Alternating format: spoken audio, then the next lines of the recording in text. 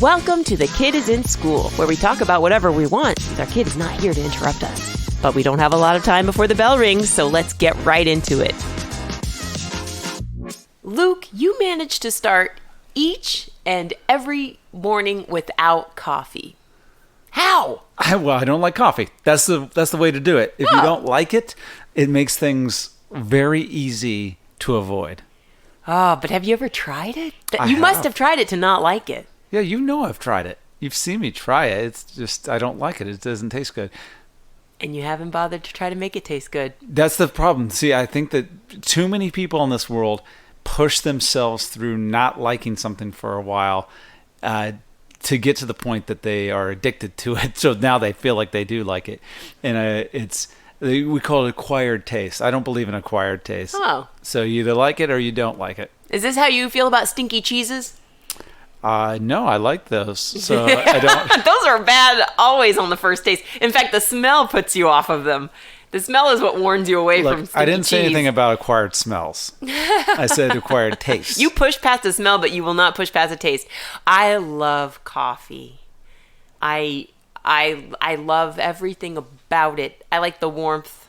I like the coziness. I like a mug. I like a mug that expresses my individuality. I like the ritual of grinding the beans and putting it in my drip machine. I like folding in the filter. First of all, I don't know if you noticed this, but they make cone filters in a way that you have to fold them along a perforation to get them to fit into the basket. For a while there, I thought you were doing like a CBS Sunday morning piece about how you love coffee. I'm Nancy Giles. I love the brown. I love the cream. I was what do you call that when you're in love and you're extolling the benefits? I was just being poetic about something that I care about. I can't get passionate about liquids, by the way. I just don't. No passion about no liquids. Well, see, I have a disdain for water, as you know, even though it's the the building block of life. It's literally indispensable to life. I'm very grateful that I have drinking water, potable water, that I can bathe, and that I can have indoor plumbing. But it is one of those like necessary evils to my brain. I'm just like, oh, water, you again. But that's the thing, it's not evil. Boring water. It's necessary evil the way you put it. But no, a necessary evil is something where it's like, well, we have to have government because, people...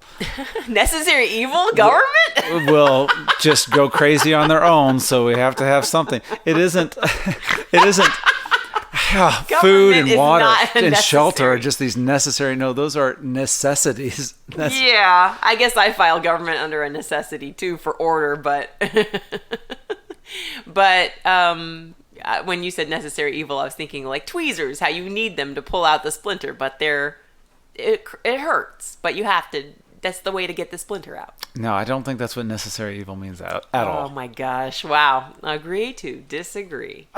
Well, that's pretty simple to just look this kind of thing up. You know what I call water? Not coffee. I don't need to look it up. I'm correct. You just need to come over to my side. No, look, that's the thing. Like, just in general, though, I don't like stimulants or anything like that. So it's got caffeine in it. Caffeine kind of gives me headaches anyway.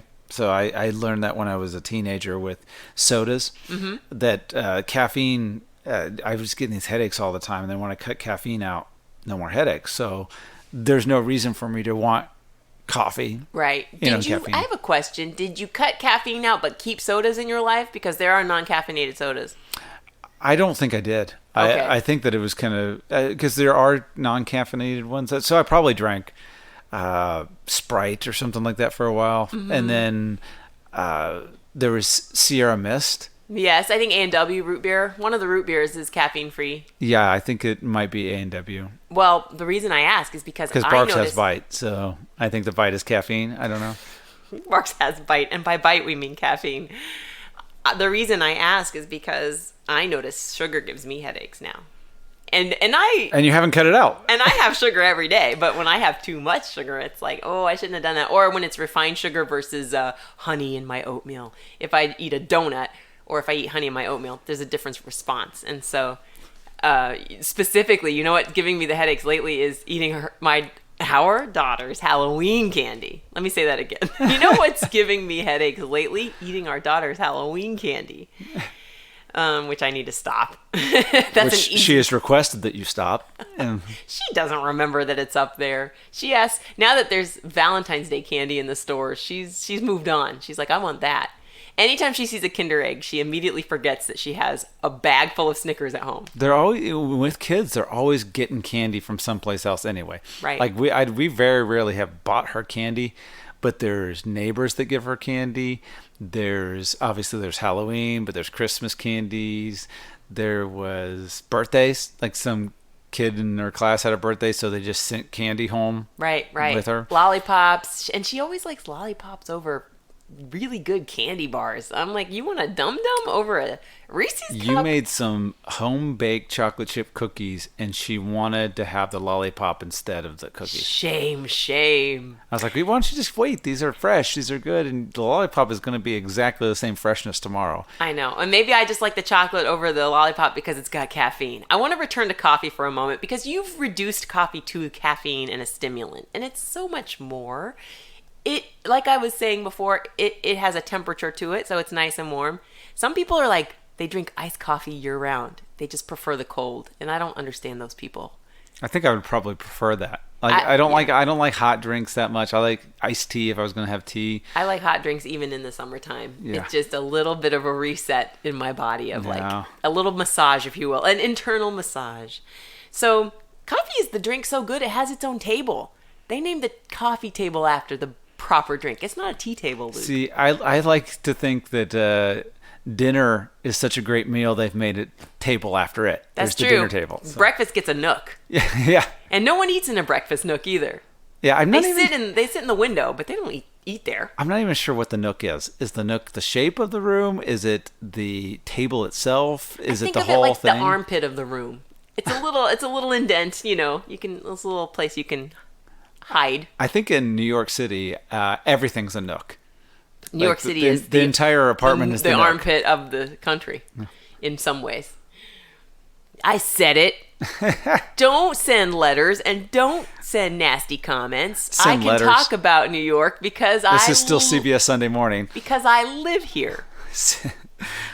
Send letters about our coffee and nook ideas. I coffee and just in general, it's brown hot water, and that I think if you just tried to invent that today. And go, here's some brown hot water. You're like, well, how did you make it? Well, we just ran water through some ground up dirty old beans. I don't know that you could sell that anymore. You know what I think you're thinking of is chicory. There are some brown hot water drinks. Tea is another one you're thinking of. Some people find very beautiful, magical, healing properties in tea. And I don't think I have a nuanced enough palate to appreciate it. I like Earl Grey and I like jasmine green tea. I could tell the difference there. And probably, your nephew, but I'm adopting him, he roasts his own beans. So he's got a more refined coffee palate. I'm boring to him because I can stand Keurig coffee. And he's just like, why? Why waste your life? I do find it funny that you called him our nephew, but it's your daughter. Even though it's really my nephew and our daughter. That's true. Yeah. Are these pronouns? I'm working on my pronouns. I don't... Possessive pronouns. They are. It's possessive. Okay, sure. His, her, their, your, our, mine. Okay. I'll review it so I can remember every morning in the mirror. You're just trying to claim things that don't belong to you fully. Yeah, you're right. I guess so. I mean, what is he to me, though? If he's not my nephew, my husband's nephew is my... nothing? That doesn't sound right. This is how you know that coffee's not that great. I mean, in that people just get it out of habit or addiction, is that like if you go to like Kings Island or Six Flags or Disney World, nobody's drinking coffee. They don't have the coffee stand. You want to get a big old, maybe if anything with a soda. You get... You're absolutely right. They make it available, but nobody really wants it. Especially amusement parks are so hot. Typically, like when you're going on vacation, you're going when you have time off from work. The sun is blazing down. Only Abby Crutchfield wants a hot cup of coffee on a hot day. But I never do. I go to Coney Island often. I never order coffee. No. So you're right. The only person drinking coffee at the amusement parks are the guy playing Goofy and Princess Tiara, and they're in the back having a smoke and a coffee. It. Yeah, they need it. You're right, and that's the point. Coffee gets you through a hard moment. Amusement parks are already fun. Now, you and I tried to go to Disney. Was it Disneyland or Disney World? That was in LA, so it was Disneyland. Yeah, we were in California. We tried to go to Disneyland, and I went as a child, so I was hoping to recapture some of the magic. But let me tell you, 2 grown-ups, one of whom does not drink, it was not a fun time. I remember I was trying to look for, I was like, don't they sell alcohol here? And you're like, I don't know, we can look for it. And there was, like, New Orleans was the one area that maybe had beer, but for some reason it was too hard to get to, or there was a wait.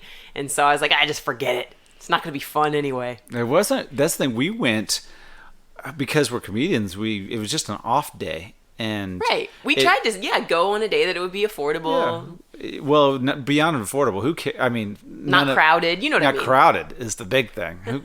Yes, affordable. Well, time is money, baby. Yes, but we went and we got to ride a lot of the rides, and it's not that interesting as an adult. Like, I think everything probably would be more fun if you have a kid there, which is what it's designed for. And we didn't even have a child at that time. We weren't even expecting at that time. No. So you just kept being like, you know what? Let's just do this when we have a kid. And I'm like, well, I'm never going to come back here again. But the very first ride I remember we were waiting for was Temple of Doom. Do you remember that? Or some Indiana Jones, Raiders of the Lost Ark. I remember vaguely. That's the thing. I vaguely remember. Was it regarding Henry? It was one of those Harrison Ford based rides. Yes. Fugitive would be a great ride. You get shot in the head. You lose your memory. You don't know who your name or your family is anymore. In the Fugitive ride, you jump over a cliff that represents the Hoosier Dam, Hoover Dam. Excuse me. Yeah, it's a dam. It's a big dam. And then one of you says, "I didn't kill my wife," and the other one goes, "I don't care." Yeah. And then you jump. That would be a fun amusement park ride. All right. Your regarding Henry joke was very funny. Mm-hmm. So we waited forever. We waited forever for this. And I remember we took a picture. It's probably somewhere on Instagram if anybody wants to scroll back 5 years.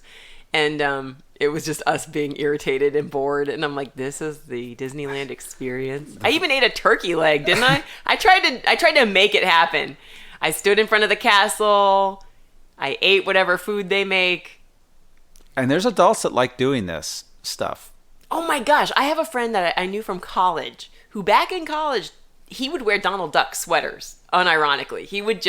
It brought him joy. And he said, every year, my family, all of us, like a whole big family, goes to Disneyland. We love Disney.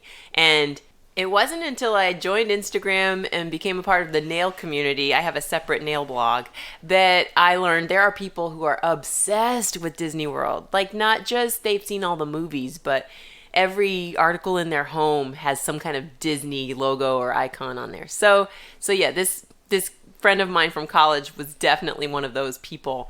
And so I wanted to become one too, at least while we were there at Disneyland. And the one thing I did enjoy was riding the Haunted Mansion ride, because that's the one thing I remembered that jogged a memory from being there as a kid. I don't remember. Well, I never went to Disneyland when I was a kid. I went to Disney World once when I was a kid. Maybe I was 12 or something like that. I don't remember exactly when. And at least I think I only went there once. And they're slightly different. One's in Orlando, one is in Los Angeles, and one is considerably older, which is Disneyland. But I didn't feel any connection to childhood at all. Mm-hmm. And I think, I like Disney to some degree. I think everybody that grows up knows Disney, knows the Disney characters, or like Donald Duck, all that stuff. And Mickey Mouse. You learn Mickey Mouse first. You know Mickey Mouse, but I like Donald Duck. Donald Duck is funnier, arguably. Way He gets funnier. angry. He swears. Yes, that's the thing that makes any cartoon funny. Yeah. Excuse me, I know this is a family-friendly show. Yes, oh great. Now I got to change the parental guidance on the settings. The rating has gone up. He's funny because anger is funny. Like seeing somebody angry and getting upset and throwing a fit is funny. Mickey Mouse has never been funny. Like, not even his weirdo voice. Hey, kids. That's a little funny. I guess that is kind of funny if you think of it as an adult man. An adult man mouse is talking that way. Because there's like Goofy, and Goofy is, I guess, kind of funny, but he's yuck. He is, and then when he falls off a cliff, well, that's there is funny. those things. Yeah, I like when he tried to learn to ski and those type of things. But he's truly goofy. So his humor comes from more slapsticky type of humor. True. Donald Duck is, I think, a little more visceral, where it's just I'm angry. I'm upset at the world. These things aren't working out for me. I'm losing my temper with that, which is funny in everyday life. Yeah, he throws tantrums, and kids can relate to that. Yeah, nobody acts like Goofy in real life. No. Nobody tries to put their ski outfit on after they put the skis on. Of course. There's nothing less mouse-like than Mickey Mouse. There's nothing less like a mouse than Mickey Mouse, except maybe Goofy being less like a dog. Goofy has long ears and a nose, but, clearly Pluto has more dog-like behavior. This has already been rehashed many times by others. Many times, sure, but it doesn't make any sense that Pluto and Goofy exist in the same universe. No, it does not. But my point being, Mickey Mouse is also very un-mouse-like. There's nothing... The best cartoon mouse, I gotta give it to Jerry and Tom and Jerry. Out of all of them. Better than Speedy Gonzales, better than Danger Mouse, because they all had too much... What about Mighty Mouse? Mighty Mouse was like Mickey Mouse with a cape, in my opinion. He didn't talk like that. Here I come to save the day. I don't remember anything except the theme song. Like, what happened in an episode of Mighty Mouse? I don't know. Mighty Mouse, that's the thing. He's a little before our time. And so we would see reruns of these things. But some cartoons just kind of die off. And they don't stay evergreen. Scooby-Doo is one that I watched as a kid. It actually predates me by quite a few years. So, but every generation has a new Scooby-Doo show, and that has stayed alive. In fact, when I was a kid, Kings Island, which is now I think a Six Flags in Cincinnati, had Hanna-Barbera land. Yes. And so there was Scooby-Doo there. Great. Yeah, I love Scooby-Doo. Scooby-Doo is eternal in my book. He's not. I don't know. He's ageless. I mean, the ones that are dated are Shaggy. Clearly, Shaggy's a beatnik. Yeah. Fred and Daphne. He's from like Fred has an 1950s. ascot. Yeah. But and Velma actually withstands the test of time. People still look like Velma today. But yeah, it's come back around where now you know what lasts turtlenecks is are nerdy. Evergreen. Just being nerds, nerdy. Yeah, nerds are evergreen. They never are in lockstep with actually society and trends. But Mighty Mouse, really quickly, is my only memory of Mighty Mouse was sitting on my babysitter's bed. First of all, the woman who babysat me was a teen when she babysat me. And so I could go over to her house and just hang out. Her mom would be cooking. Her dad would be reading. So I could just pop in there like Dennis the Menace. And I went up to her room. So she wasn't on duty watching me, but I was just hanging out in her room. And she had a mini television in her room, which was very cool to me. And it was black and white, which I was like, why is your TV broken? so what was on it in between fuzz was Mighty Mouse. And that seemed ancient to me. So I was like, well, she's old and her parents are old and this is old stuff. My TV has color and it's much bigger. So you didn't know Mighty Mouse actually had color? You didn't know his cape, everything? No, Mighty Mouse is I've never seen Mighty Mouse in color. I always thought of it as a black and white cartoon like Steamboat Willie. No. That's hilarious. I'm going to look that up. Wow, that's funny that you thought that. By the way, everything that was on that TV was in color, but it was a black and white TV. So right, because it was a small 80s television. By the time we hit the 90s, everything's in color. So yeah, things could be made in color, but you know how they would replay old I Love Lucy on my color television. That would be black and white. So I just assumed it was one of those black and white things. Yeah, it's not. They have That's color. Cool. Well, can't wait to Google that one and find out what color Mighty Mouse should have been. Yeah. What if he was black? This whole time I could have had iconic representation. Yeah. I actually don't remember what color Mighty Mouse was, but there's yellow involved, and I don't know about his fur color. Yeah, you can't really say skin color because you don't see the skin. You see no, fur. He's a fur. He's a mouse. He's got fur. That's the other thing about Mickey Mouse. That's supposed to be fur. He looks like a seal. He's got a widow's peak. He's a widow's peak. If you like took the mouse ness away from him and just like turned him into a human, which what is that? Anthropomorphizing. Anthropomorphize Mickey Mouse. Again, another word that I'm terrible with. What's reverse anthropomorphization? Yeah. So if you take the animal and turn him into a human, yes. He would just be a dude with a widow's peak. He'd be like Freddie Munster. Yeah. Dracula. He'd be Dracula. Well, that's the other thing and about he's Eddie Munster, by the way. Oh, what did I say? Freddie Munster? Did I say that? I think you said Freddie. I was also thinking Andy Munster. So, Eddie. But no. Good old Andy Monster. So I'm putting my fists above my head to show Luke. So this is where Mickey Mouse's ears are. If you have to learn how to draw him like a cartoon, they put the circle here and then the other circle right next to it. So that's not how mice should look. One directly on top of the head. Yeah, and one on the to side. The side. Yeah, and it's supposed to show him at like a 3/4 view, but that's also wrong. It's like, get out of here. Mouse ears should be They were right influenced here. by Cubism, which would have been around just prior to Mickey Mouse being invented. That's one of the most cultured things I've heard you say. You didn't think the brown water coffee reference coffee was is nothing but brown water. Well, you're a coffee I'm a coffee apologist. You're a coffee truther. There we go. Ooh, since we're talking about Disney, we've been watching Andor lately. We just started. Mm-hmm. So I've heard great things about it. I'm excited. And I really enjoyed Boba Fett. And I wondered, how would you rank all of the ones that we've seen so far? We've seen Obi-Wan Kenobi. Well, first off, we do have to acknowledge that Disney owns all of this now. Like, when we went to Disneyland, they had the Star Wars land portion of it. So it's like, it was just all Star Wars. You're right. Yeah, we rode on one of those rides. Yes. You sit in a spaceship and your seat rumbles around. That was cool. Which it's still a little weird to be like, whereas you can go and meet Mickey Mouse, the person walking around in that. And that all seems like I can connect to the kid. But watching Darth Vader walk around, like, he's supposed to be terrifying to children. Yes. Like, you're not supposed to be able to go and kick him the way that do you think it takes away some of the fun when you see someone dressed as Darth Vader? If it helps, he hates children. Whoever's in that costume. Yeah. Yes. He all wishes do. You all were dead. They and all he wishes he could crush your neck. And the thing is, but we know that those people, first of all, Mickey Mouse should be able to talk too, but none of the people dressed up in these are allowed to talk to anybody. It's the worst. I hate that they're silent. Yeah, and so as a kid, I didn't like that. And they're not allowed to do anything if the kids are kicking them or punching them. They just have to like shake their their finger, big finger, wag the big glove. Yes, and so, but yeah, now Disney owns all of this Star Wars properties, and so there's just sticking to the movies for a second. I know you're talking about the TV shows.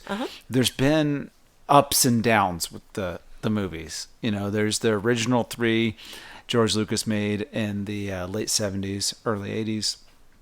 Then there was the prequels that were made in the late 90s, early 2000s that were also George Lucas. Then we had this gets sold to Disney, and then they've made a bunch of other movies. Right. And when it got sold to Disney, there was a return, I think, to the original recipe, if you will. Would you agree? Well, they've done some Mark things. Hamill came back. They did Carrie that Fisher for the sequels, and but they also have the standalone movies like Rogue One. Right. And that's where I started to get confused. Yeah. Rogue One did have Carrie Fisher in it, I do believe. They had a CGI version of her. It was right after her passing. No, I don't think so. Oh. I think Rogue One was before the sequels. Okay.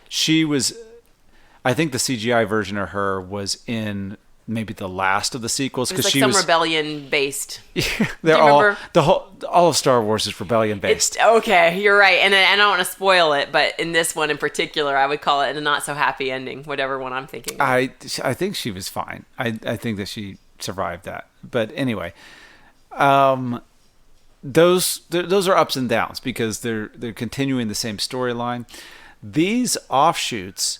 Like, I think Rogue One was probably the best movie out of all of the movies since the originals, in my opinion. Mm-hmm. Partly because it's just new characters, but it also is kind of sticking to the storyline that we had originally. Original recipe, like I said. Yes. Now, the newest, the sequels, the numbered sequels, 7, 8, 9, are they have new characters. They kind of change things about the characters that we did have, or they kill them off, which I didn't need to see that. I did not need you to see you bring back Harrison Ford to kill him, or bring this other character back to kill him.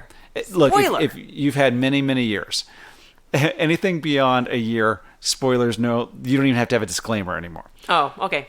So Reminder. There you go, reminder. So with the shows, I like probably The Mandalorian the best.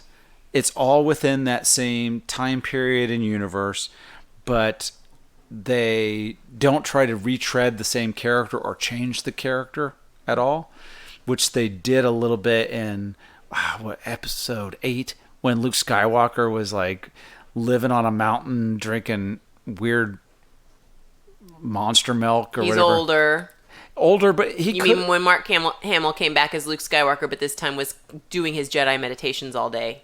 Yes. That's the one. And he was crabby, and it's like, oh, I don't need to see that. I don't need to see... You don't need to see character development? That's not character development to me. That is changing who they are as a person.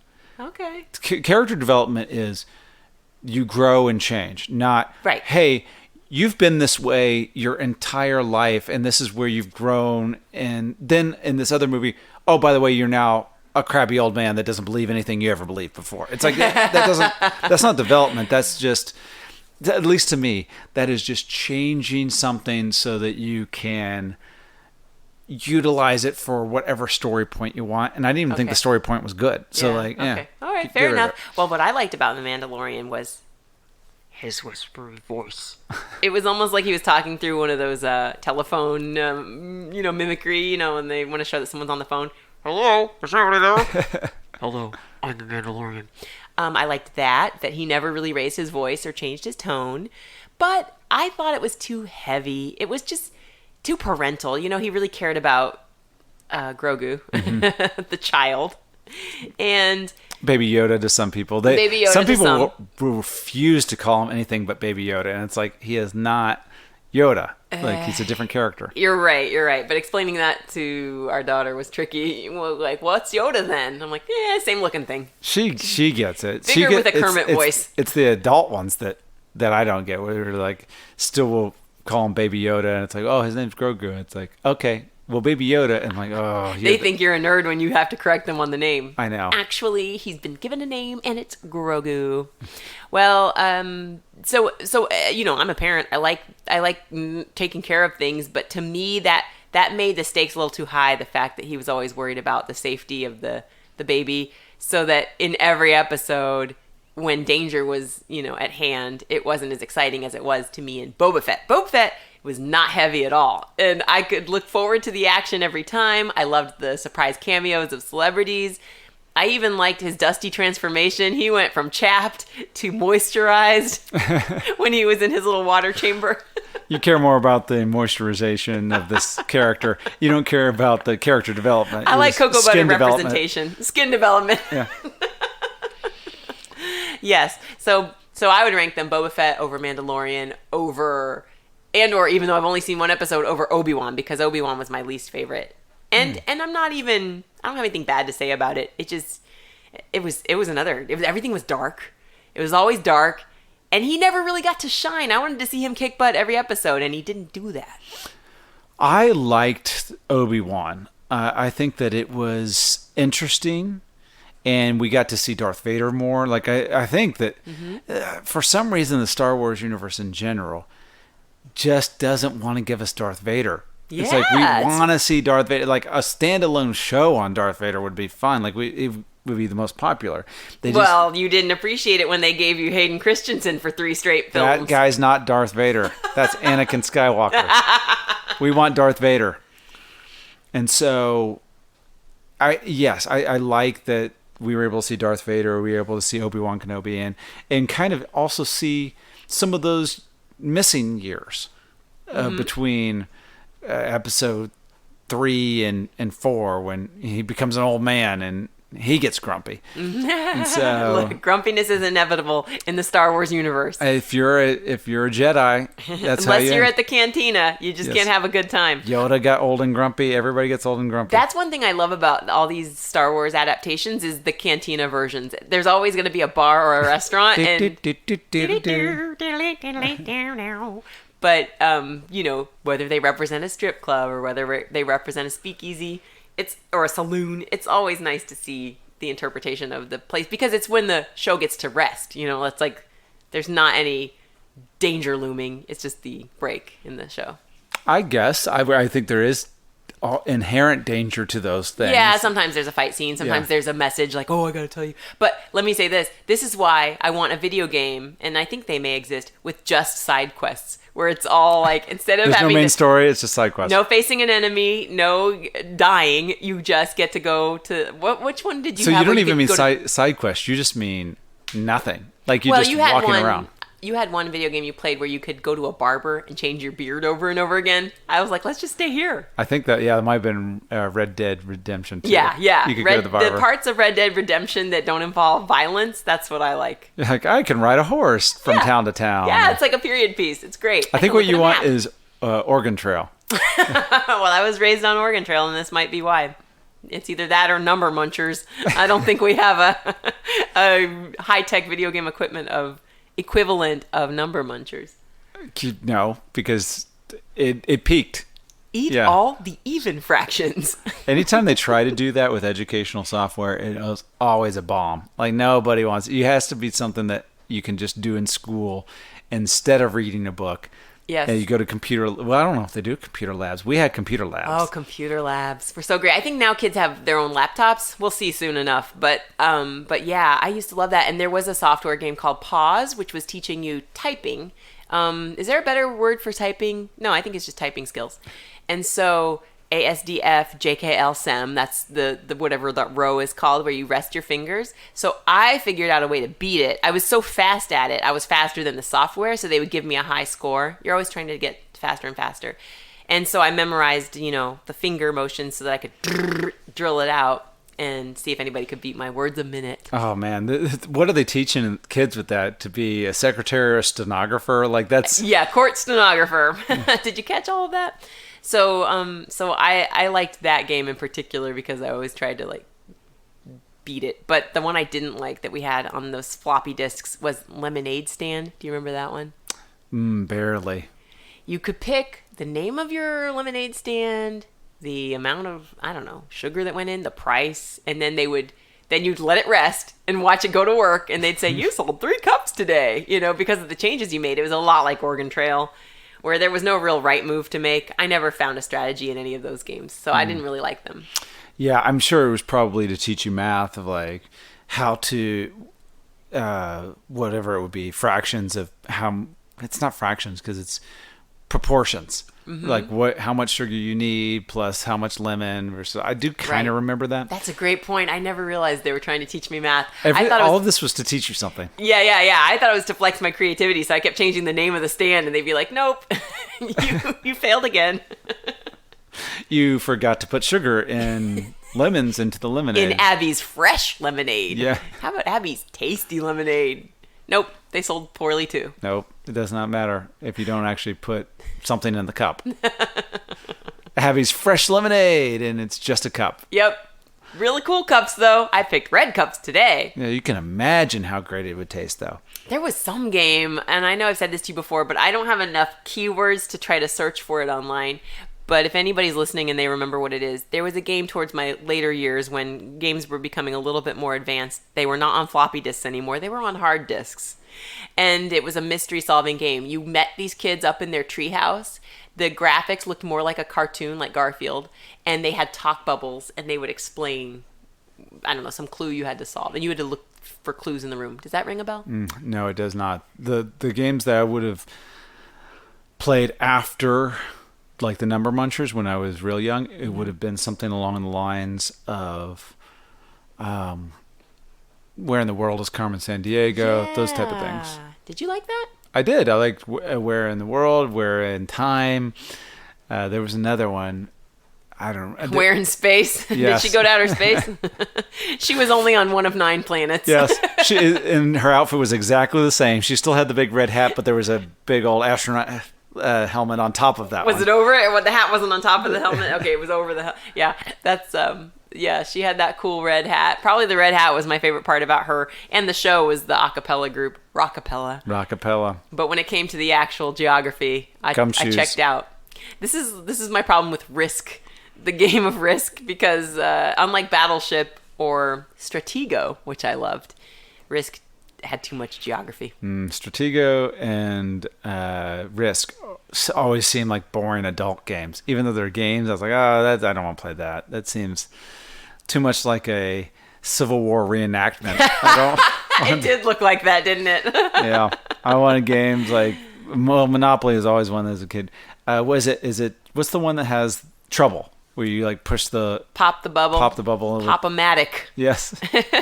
Instead of rolling the dice, they keep the dice in a cage. We don't want you losing this, so just pop this bubble. Very smart idea too. Yeah, more things should be poppable. Yeah, they must have copyrighted or trademarked it or something because nobody else has the poppable That was bubble. their mistake. They should have licensed it out to everybody else. It's a great way to do it because you want the dice attached. In fact, if they could do that, the pieces too, where all the pieces were somehow attached to the board, and you could like almost like a track. Like they're in the track and you just move them around. You can't. This is a parent talking too, because every time we get something that's designed for kids to keep it messy and clean, the kid doesn't want it. Like markers that are they are white on your couch, or they're invisible on your couch, but they write on paper, and what they have is like a color delay, and the kid's like, this is not as good as a real marker. I need instant color. You know what wouldn't be good in a Pop-O-Matic is your TV remote. It always gets lost, so you'd think I need it connected here, but every time you would want to change the channel, if you had to pop it and wait for it to hit the right button, boy, that would be annoying. That would be tough. Yeah, if you're like, I need channel 13. Oh, it's channel 7. Oh, I'm in trouble now. Well, let me tell you this: Stratego, Battleship, and Guess Who are all the same game. Really? Yeah, you're just trying to solve what's on the other side of the fence that you can't see. Well, Battleship, I get. Stratego, I never played. We gotta play it. I was so good at it. It just, I don't think I'm old enough to play it. What's the box say? You have to be 65 and older? Well, I know on Othello, that's backgammon. On Othello, it says, a minute to learn, a lifetime to master. I don't want to master anything over a lifetime. That's, like, you basically... Says the man who's in stand-up comedy as a career. Well, yeah, but, like, a game. I can't imagine trying to master a game. Yeah. For a lifetime. Like, that sounds like something where it's like, we didn't have any other games when this was invented, and so just play it for the rest of your life because this is it. That's all you're getting. Is this or chess? Which one do you want? You know, things that perplex me like that are, there's an African game with holes and stones, and I don't know how it's played, and I can't even guess how it's played, but it's also, there's an abacus, which is not a game at all, but a way that people use to count, and I can't figure out what to do with it besides just count and slide. But people were probably doing calculations with it, right? Were they just doing addition and subtraction, or do you think they're doing more? An actual abacus? Yeah, you know abacus. Yeah, well, I don't know him personally. I was gonna... but... I was going to pluralize it, but I don't know how to do that. Abacuses. I don't, because I've never needed to. Like, I don't, but, you know, there's probably kids that won't know how to use just a calculator because they won't have needed to. Right. There were buttons on the calculator. I still sadly don't know what they're for. Yes. The M with the little check mark by it. I don't know what M check mark does. I don't know what the M check mark is either. Could be square root, but who knows? Well, you know what I want to work on when we are all done here is my decluttering. I'm looking at Christmas ornaments that I need to put away. How's your decluttering coming along? Well, I would say it's not good. Let's just put it that way. I love to say it's going and it's progressing, but it's just, I think I move things. I just move things. Oh. So instead of decluttering, it ends up being like, well, I'll take these things that were in this box and put them in a different box. Right. Or I'll take something that was in a closet. I'm like, I'm going to get rid of it, so I'll put it in a box and then just have it out in the living room. And it's like, that's not decluttering. But I don't have the same time as I would hope to have maybe before we had a kid to just go, all right, I'm just going to spend a couple hours working with this. It's like when you get a couple hours, it's filled with, you know, I'm working on stuff. I'm doing Right. video editing, or I'm writing jokes, or whatever it is I'm doing, and then it's time to pick her up again. It Right. just seems like, oh, You weren't decluttering, you were puttering. puttering. Yes. I watch YouTube videos to help motivate me to declutter or tackle it from a different angle, and time is definitely one of the issues that people complain about. If I had more time, then I could do it better. But then they tell you, set a timer for 5 minutes and see what you can get done. Start with what's easy to throw away first, and what then, the whole sparks joy system. Marie Kondo will say, hold it in your hands, and if it brings you joy, then keep it, and if it doesn't, let it go. But for me, I got into labeling as a part of organization, and then that's out the window now, because I got a label maker. I put it everywhere in the house. Do you remember I put it in like cabinets, and then it just sticks to your furniture, and it fades, and then it is impossible to remove. And now we've got a label maker and labels, and we don't declutter in this house. We reclutter. Yeah. Well, 2023 is a year to try again and try better. But honestly, if I could just say, I think that we are making some progress. I think I'm just going to go ahead and put this on 2024. That'll be the year. Okay, that's a good idea. Thanks for joining us today. If you had a great time, let us know on social. Follow Kid is in School on Twitter and The Kid is in School on Instagram. Subscribe so you don't miss our next episode. Be sure to throw us one of those 5-star ratings and share with your friends. Oh, and do it quickly before the kid gets home.